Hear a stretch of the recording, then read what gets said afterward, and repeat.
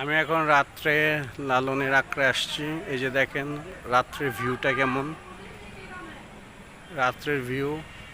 এটা লালনের।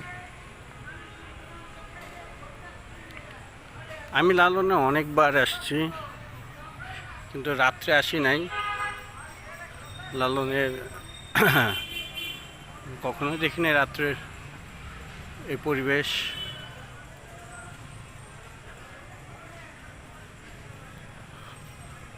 এই কুষ্টিয়ার এই বিখ্যাত লালনের আখড়া।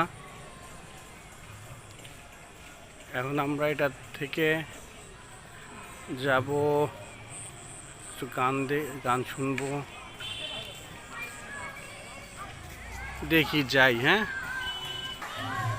এই যে লালনের সে ঐতিহাসিক